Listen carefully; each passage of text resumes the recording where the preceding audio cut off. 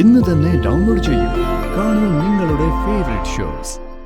ഇത് പറന്നു വന്നതൊന്നുമല്ല, മാധവേട്ടൻ ജോലി ചെയ്ത് കിട്ടിയ കാശ് കൊടുത്ത് വാങ്ങിയതാ.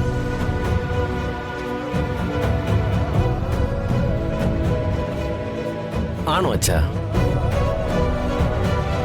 അല്ല, അച്ഛൻ എന്താ ജോലി? ജഗൻ വന്ന് പണിയെടുക്കാൻ തുടങ്ങിയിട്ട് അരമണിക്കൂറായി.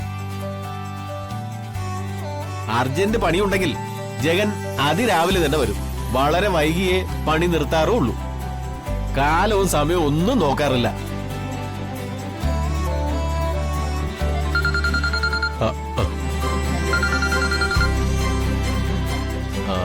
ഹലോ,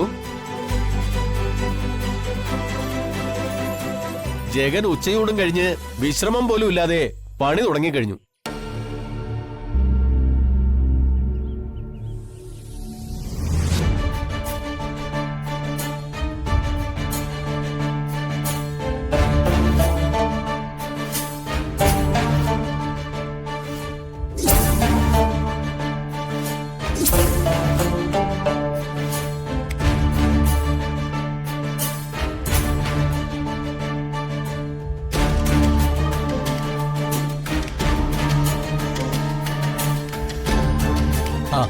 എന്താ രോമലെ, നീ പണി തുടങ്ങുന്നില്ലേ? തുടങ്ങണം ചേട്ടാ. അല്ല, ഒന്ന് ചോദിച്ചോട്ടെ, ചേട്ടൻ വാടക വീട്ടിലാണല്ലേ താമസം? കുറുപ്പ് സാറുമായിട്ടുള്ള പ്രശ്നങ്ങളൊക്കെ പറഞ്ഞു തീർത്ത് ചേട്ടന് സ്വന്തം വീട്ടിൽ താമസിച്ചൂടെ? ഇത് ചോദിക്കാനാണോ വന്നത്? ചോദിച്ചത് മറ്റാരെങ്കിലും ആയിരുന്നെങ്കിൽ ഈ പാടി പൊട്ടിയനെ. ചേടാ, നല്ലൊരു കാര്യം ചോദിച്ചാലും കുറ്റോ? ജാതകദോഷവും അവവാദവുമായി കഴിഞ്ഞ പെണ്ണിനെ കെട്ടിയത് ചേട്ടന്റെ ചങ്കൂറ്റം തന്നെ. അവളെ പോറ്റാൻ കൂലിപ്പണി എടുക്കുന്നതും നല്ല കാര്യം. പക്ഷേ ആളുകളെ കൊണ്ട് അതും പറയിപ്പിച്ച് ഉറുപ്പ് സാറിന് നാണക്കേട് ഉണ്ടാക്കണോ? ആരോമലെ, ഞാനിവിടെ വന്നത് ജോലി ചെയ്യാനാ, അല്ലാതെ കുടുംബകാര്യങ്ങൾ ചർച്ച ചെയ്യാൻ എനിക്ക് താല്പര്യമില്ല. ആരുടെ ഉപദേശം എനിക്ക് ആവശ്യമില്ല. സോറി.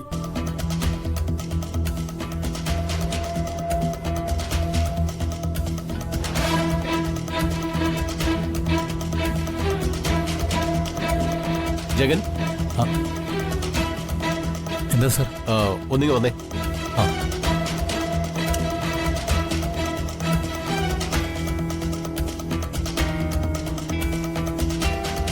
ജഗ, എന്താ സാർ?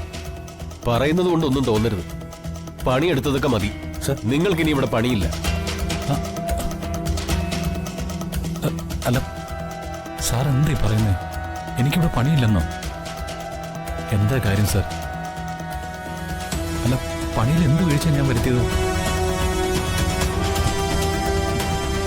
സാർ എന്താ ഒന്നും മിണ്ടാത്തത്? ഞാൻ എന്ത് തെറ്റാ ചെയ്തെന്നൊന്നും പറ. തെറ്റൊന്നും ചെയ്തിട്ടില്ല. നിങ്ങളെപ്പോലൊരു നല്ല പണിക്കാരനെ ഇനി കിട്ടുകയില്ല. അങ്ങനെ പറഞ്ഞാൽ പോവാൻ പറ്റുമോ?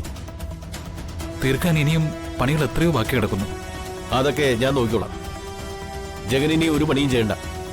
മാന്യമായിട്ട് തൊഴിലെടുത്തിരുന്ന ഒരാൾക്ക് അയാളെ പിരിച്ചുവിടാനുള്ള കാരണം പോലും അറിയാൻ അവകാശമില്ല. എന്നെ പറഞ്ഞു വിടുന്നതിന്റെ കാരണം എനിക്കറിയണം. ഞാനൊരു പാവപ്പെട്ട വർക്ക്ഷോപ്പ് ഓണറാണ്. മോളിൽ നിന്ന് ചിലർ വിളിച്ചു പറഞ്ഞാൽ എനിക്കത് കേട്ടല്ലേ പറ്റൂ. പ്ലീസ് ജഗൻ.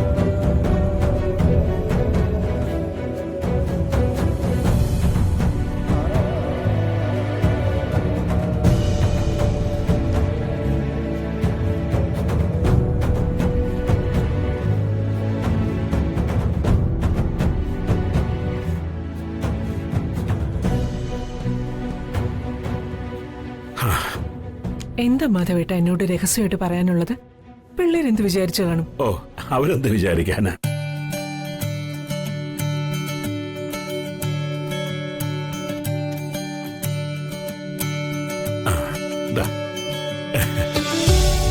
നിനക്ക് ഏറ്റവും ഇഷ്ടപ്പെട്ട സ്വീറ്റ്സാ ഇത്. എത്രയോ തവണ നിനക്ക് ഞാൻ വാങ്ങി തന്നിരിക്കുന്നു. ഇന്ന് എന്റെ ജന്മദിനമാണോ? അല്ലല്ലോ. ജന്മദിനമല്ലാത്തപ്പോഴും വാങ്ങി തന്നിട്ടില്ലേ? താലി കെട്ടുന്നതിന് മുമ്പും അതിനുശേഷവും എത്രയോ തവണ വാങ്ങി തന്നിരിക്കുന്നു. നീ എല്ലാം മറന്നുപോയ ചന്ദ്രു? അങ്ങനെയൊക്കെ മറക്കാൻ പറ്റുമോ എനിക്ക്? അവിടെ ദിയമോളും വന്ദനയുണ്ട്, അവർക്ക് കൊടുക്കാൻ കുറച്ച് മാറ്റി.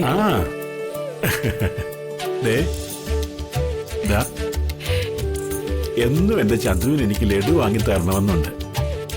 പക്ഷെ ഇപ്പോ അതിനു പോലും കഴിയാത്ത അവസ്ഥയില്ല ഞാൻ. ആ രീതിയിലല്ലേ മാനസികാവസ്ഥ. ഒന്നും അങ്ങോട്ട് ഒത്തുവരുന്നില്ല. മാനത്തെ കൊട്ടാരം തീർക്കാൻ ഒരു പെണ്ണിന്റെ കയ്യും പിടിച്ചിറങ്ങിയതാ ഈ മാധവൻ. ആ മാനം മുട്ട കെട്ടാവെന്ന് പറഞ്ഞ കൊട്ടാരം ഇപ്പൊ എന്നും ഉറക്കം കെടുത്തുന്ന വെറും സ്വപ്നമായിട്ട് തല ഉയർത്തി നിൽക്കുക.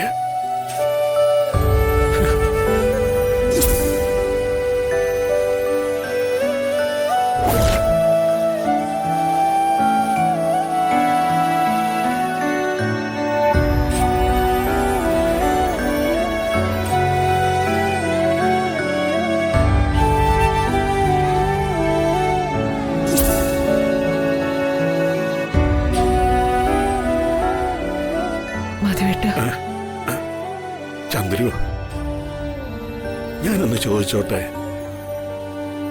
നിനക്ക് എപ്പോഴെങ്കിലും എന്റെ കൂടെ ഇറങ്ങി വരണ്ടായിരുന്നു എന്ന് തോന്നിയിട്ടുണ്ടോ? മാധവേട്ട, എന്താ ഇങ്ങനെയൊക്കെ? ഇന്നും ഈ നിമിഷം വരെ മാധവേട്ടന്റെ കൂടെ ഇറങ്ങി വന്ന തീരുമാനമാണ് ഈ ചന്ദ്രിക ജീവിതത്തിലെടുത്ത ഏറ്റവും നല്ല തീരുമാനമെന്ന് വിശ്വസിക്കുന്നവളാ ഞാൻ. ആശ്വാസമായി. മനസ്സിനെന്തോ ഒരു സമാധാനം കൈവന്ന പോലെ. എപ്പോഴെങ്കിലും പണവും മാനസികാവസ്ഥയും ഒത്തുവന്നല്ലോ. വളരെ സന്തോഷായി. പക്ഷേ എന്താ ഒരു പക്ഷേ? മാധവേട്ടൻ എന്താ എന്നിൽ നിന്ന് ഒളിക്കുന്നത്?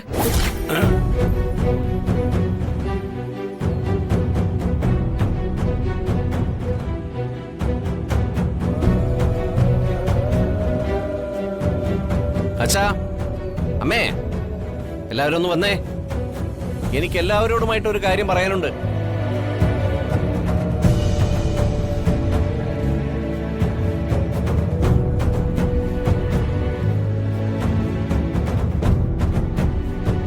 നീ എന്തിനാ വിളിച്ചത്? അങ്ങനെ വിളിക്കാറ് പതിവില്ലല്ലോ. പതിവുള്ള കാര്യങ്ങളൊന്നും അല്ലല്ലോ ഇവിടെ നടക്കുന്നത്.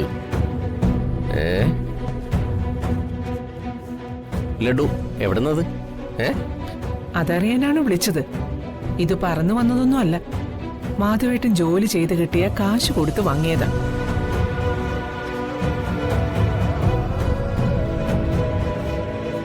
ആണോ അച്ഛാ?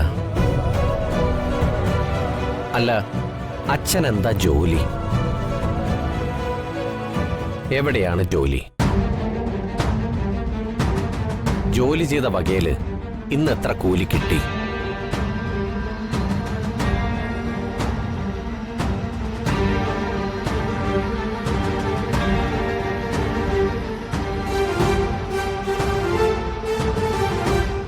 മാനത്തെ കൊട്ടാരം